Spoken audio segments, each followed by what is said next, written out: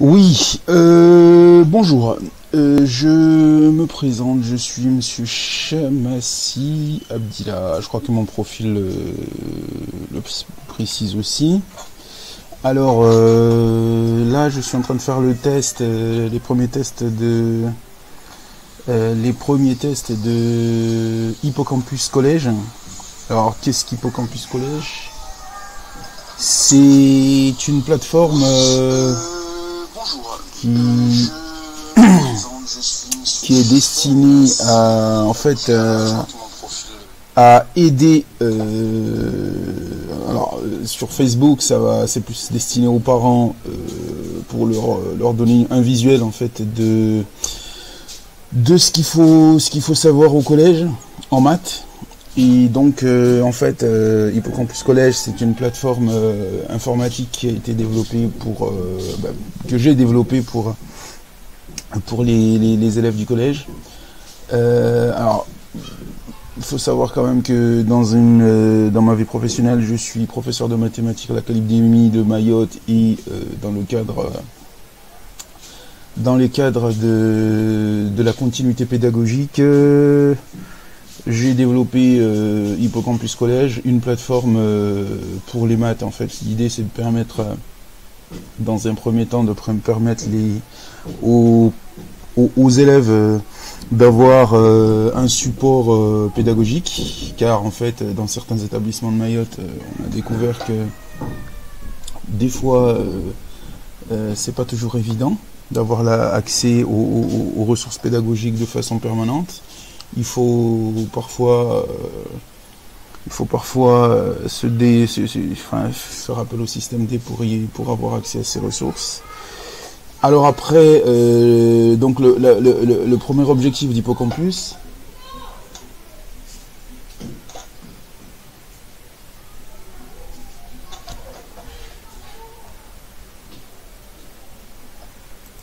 c'est d'apporter, d'être un support. Alors c'est pas toujours évident de travailler dans ce contexte de confinement, puisque on est avec les enfants à la maison et il faut faire plusieurs choses à la fois. Donc, en plus d'apporter des ressources pédagogiques aux collégiens, Hippocampus en fait va aider l'élève en fait à suivre tout simplement.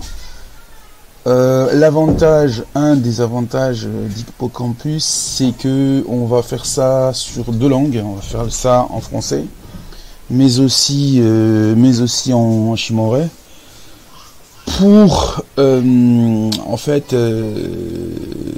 banaliser en fait les concepts et rendre un peu plus accessibles les concepts inhérents aux maths.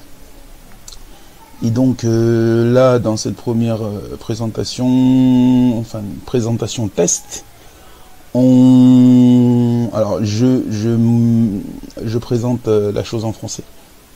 Et donc en fait, rapidement, comment s'est monté tout ça? Alors Hippocampus, il fonctionne un peu comme un site web. C'est un site web d'ailleurs. Et là actuellement il est hébergé sur hippocampus976.pythonanywhere.com parce qu'en fait derrière c'est une application Python pour les connaisseurs. Et en fait l'idée c'est on a choisi Python parce qu'en fait actuellement l'éducation nationale en fait a choisi le langage Python comme langage de programmation pour le lycée, et donc pour le collège, enfin pour le lycée, et donc c'est par rapport à ça qu'on a choisi Python. Après, côté interface, côté visuel, qui intéressera peut-être plus de personnes. Alors, je vais d'abord aussi parler de la page web, de la page d'accueil. La page d'accueil, elle est montée suivant le programme officiel de l'éducation nationale, qu'on peut regrouper sur quatre thèmes. Le premier thème, c'est les nombres. En fait, les élèves doivent avoir une connaissance des nombres. Le deuxième thème, ce sont les fonctions. Alors, c'est quoi les fonctions? C'est ce qu'on voit dans cette partie. Et à quoi ça sert? Je crois que là-dessus, l'actualité du coronavirus est un bon exemple pour bien comprendre la notion de fonction. Ensuite, on a la géométrie, qui est un des thèmes fondamentaux de mathématiques au collège. Et enfin, on a l'algorithmique et programmation qui, en fait, traite plus des notions de programmation pour être par la suite avoir des compétences en informatique, notamment en programmation. Donc voilà. Au niveau, alors ce choix de découpage n'est pas fait au hasard. Ici, je pense que et pour le collégien et l'élève et pour le parent, c'est un bon moyen de voir, de pouvoir en fait d'avoir un visuel de façon générale de ce que leurs enfants doivent savoir. Et ça permet aussi d'être assez structuré, d'avoir une structuration complète du programme. Alors, comme on peut le remarquer, en plus des 4 thèmes, dans chaque thème, on a un bouton qui a 4 pictos. Ici, c'est le système d'évaluation. Bon, pour l'instant, on n'y revient pas. On en parlera un peu plus. Pour l'instant, il est en cours d'intégration. Il y a les étoiles qui indiquent le niveau d'importance du sujet, qui est forcément en corrélation avec la difficulté. Et aussi les sujets qui sont surlignés. Alors ceux-là, ils ne sont pas encore intégrés et ils vont l'être dans les jours qui suivent. Donc, alors, pour présenter la chose de façon simple, je vais commencer par les nombres. Alors sur les nombres, on demande aux élèves d'avoir une connaissance sur les nombres décimaux. Alors le nombre décimaux, on n'a pas intégré ça au collège. J'ai pas mis ça en priorité parce que, écoutez, les nombres décimaux sont vus à l'école primaire. Donc, et par rapport aux urgences sous-jacentes au coronavirus et du confinement qui va avec, on l'a pas mis ça en priorité. On a préféré intégrer les autres types de nombres qu'on ne traite pas forcément au collège, enfin à l'école primaire, à savoir les nombres entiers. Donc, si on veut savoir, un parent veut savoir qu'est-ce qu'on demande à son enfant. Qu'est-ce qu'on demande à son enfant au niveau du collège? Il vient là, il clique entier. Ici, en fait, j'ai fait une interface qui reprend un peu les concepts sur les nombres entiers qu'on demande aux élèves, à savoir utiliser une division euclidienne. Qu'est-ce qu'une division euclidienne? Utiliser les nombres premiers. Ce sont les 2 principaux sujets, principaux notions à maîtriser, division euclidienne et nombres premiers. On verra par la suite sur les autres sujets au niveau des nombres. Pourquoi est-ce qu'on nous embête avec les nombres premiers? Et ici en fait l'idée c'est d'avoir à travers ces différentes interfaces, c'est d'avoir en fait de permettre à l'élève de venir s'entraîner et de maîtriser la notion de diviseur. Qu'est-ce qu'un diviseur? Par exemple, ici on attend que vous rentriez un nombre entier. Je rappelle, ici on travaille sur des nombres entiers. Et donc vous rentrez un nombre entier et on vous donne ces diviseurs. Par exemple, je vais prendre les diviseurs de 15. Je suis rentré. L'application me dit que les diviseurs de 15 sont 1, 3, 5 et 15. Et voilà. Donc ici, c'est cette partie-là. L'idée, c'est que le gamin il se familiarise avec la notion de diviseur. La deuxième notion fondamentale sur les divisions euclidiennes, c'est la notion de multiple. Vous rentrez un nombre, par exemple, je vais prendre un nombre petit, 5, je veux connaître ses multiples, et on demande, étant donné qu'il y a un certain nombre, il y en a en quantité presque infinie, on demande de donner un encadrement, par exemple le multiple de 10, qui sont de 5, mais compris entre 10 et 50, par exemple, et je calcule, il me donne les multiples. Alors, pourquoi cette interface ici? L'idée ici, c'est à travers l'expérimentation, l'élève et on veut conduire l'élève à s'approprier lui-même s'approprier lui-même les notions de diviseur et de multiple. Voilà. Et enfin, sur les divisions euclidiennes, l'utilisation des divisions euclidiennes, il y a à proprement parler la notion de division euclidienne, dans laquelle voilà, vous notez, vous mettez la division 15 par 3. Et l'application va calculer la division euclidienne de 15 par 3 en donnant le quotient et le reste. Le quotient étant 5 et le reste 0. Voilà, voilà. Donc ici, en fait, cette partie sur l'utilisation des divisions euclidiennes, elle est plus axée sur la maîtrise des notions de diviseur, de multiple et de division euclidienne. Il suffit de cliquer sur les différents liens pour revenir et pouvoir continuer à s'exercer. L'autre partie sur le nombre entier qui concerne je dirais les nombres premiers, le concept est à peu près le même, mais bon, étant donné qu'ici on n'est pas sur une présentation générale des nombres entiers, on y aura l'occasion d'y revenir. Voilà. Donc sur la page, il y a deux choses. En plus d'avoir ces interfaces, j'ai mis le cours. À chaque fois on a le cours. Le cours est représenté par un bonhomme avec un petit tableau, un bonhomme en cravate, donc il suffit de cliquer dessus. Et on a le cours, les séances de cours sur la notion, sur le sujet qu'on traite ici, à savoir les nombres entiers.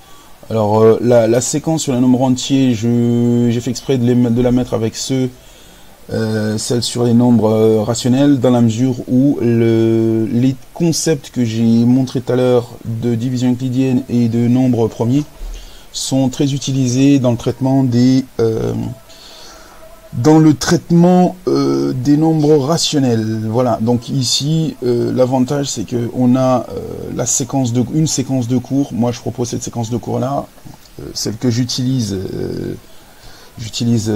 en établissement avec les élèves pour maîtriser les concepts. Donc voilà, je reviens. Donc ici, quand on veut revenir sur la page d'accueil, c'est l'image de Hippocampus. Donc on clique dessus et on revient sur l'accueil. Sur la base de ce visuel, il y a aussi la même chose sur les nombres relatifs. Voilà, ici il y a les notions à maîtriser, c'est les opérations sur les nombres relatifs. Addition, soustraction, multiplication et division, ce sont les termes, enfin les concepts fondamentaux. Toujours le cours, on peut cliquer sur le cours et y accéder. Ensuite, écoutez, le cours sur les nombres relatifs c'est quoi? On présente en gros ce que c'est. Là c'est les séquences, on aura l'occasion d'y revenir là aussi. Ensuite, en revenant sur la page d'accueil, pareil sur les nombres rationnels. Les nombres rationnels c'est les fractions. Ici, l'idée c'est vraiment d'insister sur les opérations, parce qu'on s'est rendu compte qu'il y avait un fort taux de méconnaissance de manipulation de ces nombres rationnels. De même, il y a aussi le cours, je peux y revenir. Il y a le cours en cliquant sur le picto. Voilà, la séquence de cours. Donc si je reviens, j'arrive sur... il y a pareil pour les puissances. Ok. Donc après, sur les fonctions, c'est pareil. On a la proportionnalité qui est un des termes fondamentaux. Ici, étant donné que c'est probablement le sujet le plus important, enfin le thème le plus important sur les 4 thèmes, le thème le plus important, c'est quand même celui sur les fonctions. Et dedans, le premier sujet fondamental sur les fonctions, c'est la proportionnalité, de savoir ce qu'est une proportionnalité, de les maîtriser. Si je rentre dedans, ce que demander aux élèves, c'est de savoir reconnaître une situation de proportionnalité. Donc un système, là j'ai intégré des exercices d'entraînement.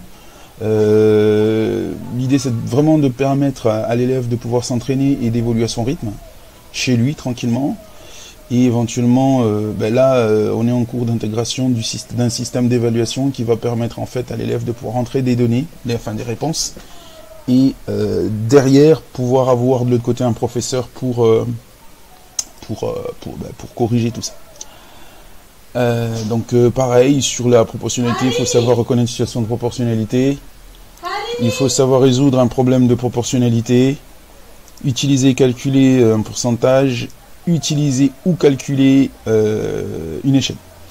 Une échelle, voilà. Et donc, pareil, il y a le cours en cliquant sur le petit bonhomme. Là, il y a les séquences de cours, ce qu'il faut vraiment connaître, maîtriser. On aura l'occasion d'y revenir dans d'autres vidéos. Et puis, pareil, sur le même système de montage, l'Hippocampus est monté ainsi pour mettre à disposition des ressources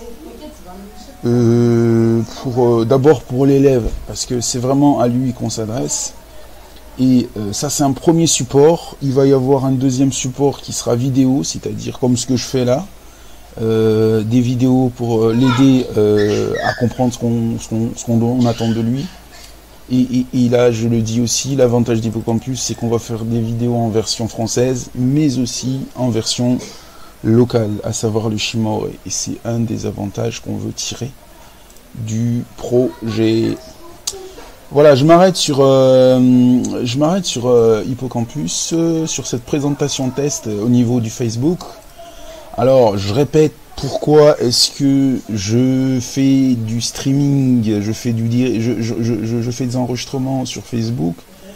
C'est à destination des parents, parce que en cette période de confinement, étant donné que les élèves ne sont pas dans un établissement avec nous les professeurs, il est vraiment très important que les parents s'associent pour aider au suivi de leurs enfants à la maison, dans la mesure où, normalement, si les règles de confinement sont respectées, les enfants sont censés être à la maison. Donc, c'est pour pouvoir les occuper aussi. Voilà. Donc, voilà, on s'arrête là pour ce premier visuel et on va apporter une autre démo en Shimore. Voilà.